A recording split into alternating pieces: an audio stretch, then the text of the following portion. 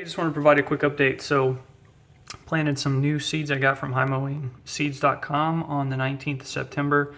Silverado chard, which has already began to sprout, and then also some new basil to see if it would have any different effect than my other basil I traveled with. Looks like this basil is moving along nicely, so I'm going to chalk up my non-germination on my other basil seeds to just having traveled, and these look like they're moving along fine.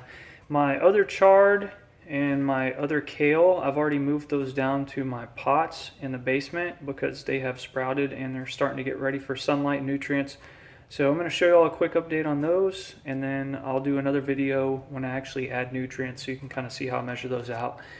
And then another quick note I didn't mention in my other videos: when you plant the seeds, if they're smaller seeds, go ahead and plant multiple ones per rock wool cube and plant multiple rock wool cubes, so that way you can ensure that if you have a bad seed or if you have a bad rock wool cube, you still have a backup. And you'll see why here in a little bit. But the chard on its own sprouts multiple sprouts. Typically my basils, my basils and my kales and some of the other plants, the seeds are really small, but they just do one sprout. So it's good to have multiples because some of them will die, and then you'll just have to basically weed it down. All right, let me show you what I got going on downstairs. Okay, so my light's going. I've got it on a timer just to get these guys some sunlight. Here's my chard. I've planted it in my rock wool cubes, and I'll be adding some nutrients to it later. But as I mentioned a few seconds ago, you can see that particular sprout to the right has fallen over. It just got too top heavy and the root or the stem wasn't strong enough.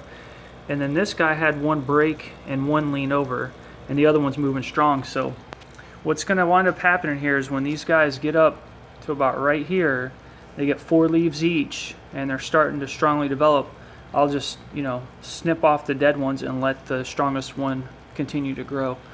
Same thing over here with my kale. Haven't had any lean over. So I've got one here and I've got multiples here. And then whichever one, is the strongest, I'll clip the other ones off, and if I've got one rock wool cube growing better than the other, I'll just pull the other one out and chunk it out to where I have one per pot, because the kales get huge.